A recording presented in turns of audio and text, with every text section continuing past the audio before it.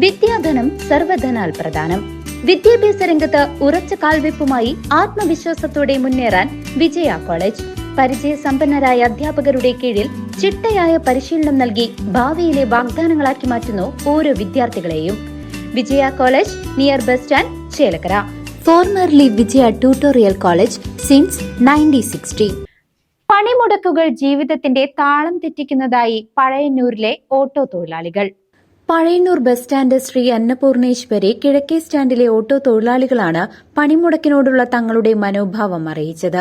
ചൊവ്വാഴ്ചത്തെ bus ഉടമകളുടെ പണിമുടക്കും ചൊവ്വാഴ്ച അർദ്ധരാത്രി മുതൽ ബുധനാഴ്ച അർദ്ധരാത്രി വരെ പ്രഖ്യാപിച്ചിട്ടുള്ള അഖിലേന്ത്യാ പണിമുടക്കും ഉപജീവനമാർഗമായ ഓട്ടോ ഓടിച്ചു കിട്ടുന്ന വരുമാനം ഇല്ലാതാക്കുകയാണ് എന്നാണ് എല്ലാ ഓട്ടോ തൊഴിലാളികളുടെയും അഭിപ്രായം.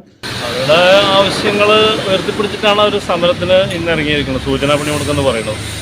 അതുപോലെ തന്നെ നാളെ നമ്മുടെ ദേശവ്യാപകമായിട്ട് ബന്ദ് പ്രഖ്യാപിച്ചിട്ടുള്ളതാണ്. അപ്പോൾ ഇതൊക്കെ ബന്ദ് ഇങ്ങനെയൊക്കെ നടത്തി കഴിഞ്ഞാൽ ജനങ്ങൾക്ക് ഇതുണ്ട്. ഇത് ബസ് സ്റ്റാൻഡാണ്, ഇതിനകത്തൊരു മനുഷ്യൻ പോലും ഇല്ല. ഞങ്ങൾ ഈ സ്റ്റാൻഡിലും പഴയന്നൂരിനെ സംബന്ധിച്ചിടത്ത് ഈ സ്റ്റാൻഡിൽ മാത്രം 60-ഓളം ഓട്ടോറിക്ഷകൾ തൊഴിലാളികൾ അവരുടെ കുടുംബങ്ങളൊക്കെ കഴിയണത് ഈ ഒരു വണ്ടി ഓടിച്ചാണ്. ഞങ്ങൾക്ക് ആളുകൾ ബസ്സൊക്കെ ഓടിക്കഴിഞ്ഞെങ്കിൽ ഞങ്ങൾക്ക് സവാരിയും കിട്ടുള്ളൂ. അതുപോലെ തന്നെ അതിൻ്റേതായ ബുദ്ധിമുട്ടുകൾ ഞങ്ങൾക്കുണ്ട് ഇവിടെ. ഒന്നാമത് മഴക്കാലം, ഓട്ടം വളരെ കുറവ്, ഈ ഒരവസ്ഥയൊക്കെ തരണം ചെയ്തു പോകുന്ന പറഞ്ഞാൽ വലിയ ബുദ്ധിമുട്ടാണ് പൊതുജനങ്ങൾക്കും ഞങ്ങൾക്കും എല്ലാവർക്കും. ബസ് ഉടമകളുടെ പണിമുടക്ക് മൂലം അതിലെ തൊഴിലാളികൾക്ക് അന്നത്തെ വരുമാനം നഷ്ടപ്പെടുന്നില്ല എന്നും വ്യക്തമാക്കിയ ഓട്ടോ തൊഴിലാളികൾ ഓട്ടമില്ലാത്തതുമൂലം തങ്ങളുടെ അവസ്ഥ മറിച്ചാണെന്നും പറഞ്ഞു. ജീവനോപാധിയായ ഓട്ടോ മാത്രം ഓടിച്ച് ജീവിതം മുന്നോട്ട് കൊണ്ടുപോകുന്ന തൊഴിലാളികൾ തങ്ങളുടെ ദുരവസ്ഥ CCVയുമായി പങ്കുവച്ചു.